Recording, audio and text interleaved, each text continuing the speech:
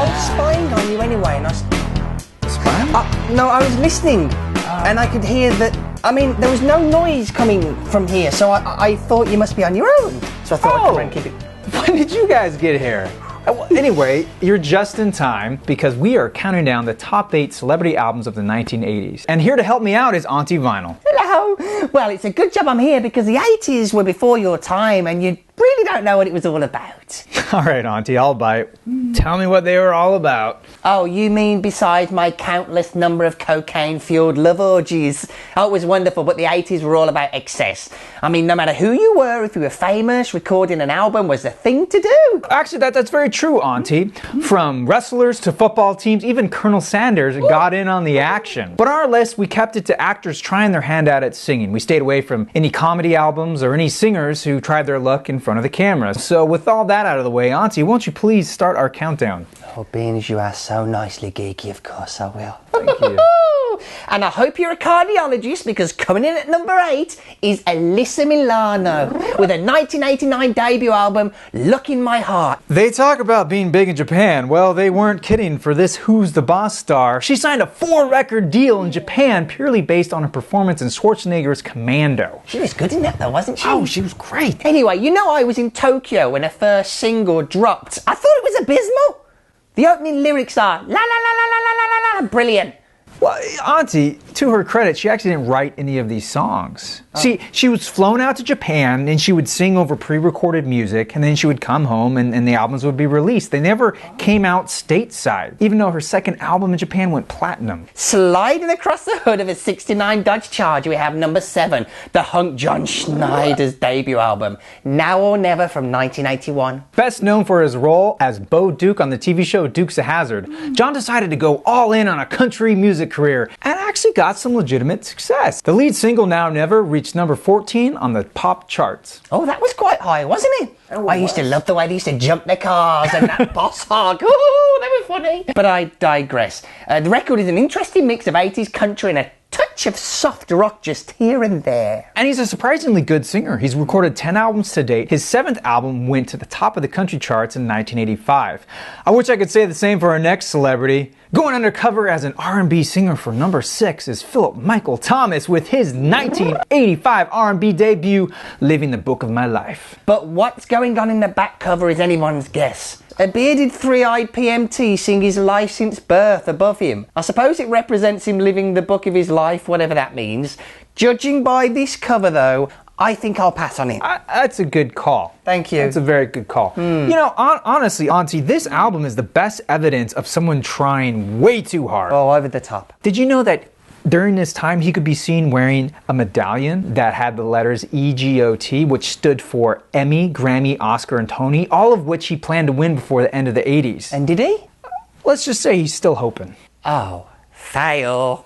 The irony here is that while Philip has a musical background, this album sold poorly, especially when compared to his Miami Vice castmates' 1986 debut album, number 5 on our list. It's funny, Auntie, seeing PMT's album bomb the way it did, you would think Don Johnson would have thought twice before releasing Heartbeat, but it seems the gods were with them as it peaked at number 17 on Billboard's Top 200. It also fostered a top 5 single, and of course, it doesn't hurt that he was surrounded himself with some of the top players, including Stevie Ray Vaughan, Willie Nelson, Bonnie Raitt, and Ron Wood. Don't forget Dweezil Zappa makes an appearance. Later in 1988, Johnson would sing an unexpected duo with Barbra Streisand for the single Till I Loved You. Do you know, I warned her against that, but she didn't want to hear it. Things just got awkward after that. And speaking of awkward, our number 4 album takes the prize for the most uncomfortable back cover photo. Scott Baio's self-titled debut from 1982. I mean, just look at his expression. It's so obvious he doesn't know what to do. His inner monologue must be saying, am I doing this right? And the front cover is no better. It's basically just a rip-off of Thriller. I mean, look at how he's just kind of leaning back like that. He's like, hey guys, hey, what's up? It's not a very big thriller though, is it? It's like a really little thriller. You know, like a Indeed. small thrill. You know, Bruce Willis did a little bit of moonlighting. Oh. Yeah, he did. To come in at number 3 with his debut album, The Return of Bruno from 1987. The first single, Respect Yourself, reached number 5 on the US charts. In the UK, his cover of The Temptations, Under the Boardwalk, went all the way to number 2. Little known fact, I went all the way under the boardwalk a few times myself. Because you used to be able to find like old coins and things down there. But did you know he also made an HBO special based on the album? That's right, where else can you watch a Dick Clark hosted mockumentary featuring appearances by some of the biggest names in rock and roll, all speaking in great reverence about a Forrest Gump-like character called Bruno Rodolini, Bruce's alter ego. I loved watching him when he donned a Beatles wig. You know, normally I think men who wear wigs are a little bit weird, to be honest, but he looked wonderful and he flowered around like a hippie at Woodstock and did his worst as a used car salesman. It's almost too much to handle. It makes me miss the 80s Bruce Willis so much more, before he became a grumpy old so-and-so, you know? Maybe, Auntie, that's because he partied all the time? Oh.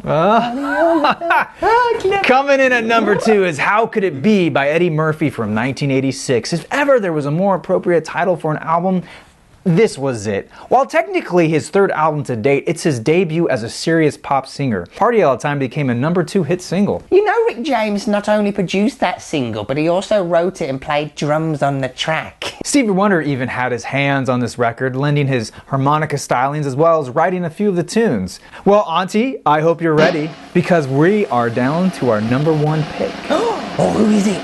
I'm about to tell you. Riding high on the success of the hit TV show Knight Riders, David Hasselhoff's debut album, Night Rocker from 1985. Oh, Night Rocker is right. Oh, with a cover like that, he could rock my night all night long. I'm gonna have to side with you on this one, Auntie. But just what exactly makes this cover so 80s-tastic? Well, let me break it down for you. Step 1, strike a menacing pose. Notice his hips, knee rotation, the hunched back, the pursed lips. Step 2, get a black flight suit, tear off the sleeve, add extra zipper. Step 3, get an amazing 80s over-the-top Gibson Explorer clone guitar. Step 4, look like you severed your index finger while playing said guitar. Ow. Step 5, stand on the hood of an 80s Pontiac Fiber, the very same car used as a base model for the kit car used in Knight Rider.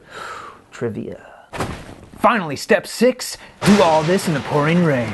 And that's how you look badass in the 80s. Woo-hoo-hoo, sexy. Yeah, the back cover reveals even more gold. A nice shot with Knight Rider guest starring fellow singer Catherine Hickland, and a small insert photo of David combing his hair after the rain. But by far the oddest element is an inspirational quote from David that's printed in reverse. It says, believe in yourself. Keep a positive attitude and never, never give up. Dreams do come true. He is an inspiration to us all. Well, that is all the time we have for you. Let us know your thoughts. What are your favorite celebrity albums? What albums did we leave out? Until next time, I am your Vinyl Geek. And I am Auntie Baio. And we'll catch you on the flip side. Do you know, I released an album in the 80s myself. Oh, I didn't know that. Yeah, it was big in Botswana. Where is Botswana? Oh, it's south of Wales. Oh, fascinating. South of Wales, actually. Whatever happened to it? I've got a copy, I can lend it. I'll bring it I round later. would love to see that. Yeah, we can sit down in the lounge and Yeah, that'd be great. relax and oil ourselves up Sure. and listen to Auntie Vinyl's greatest hits.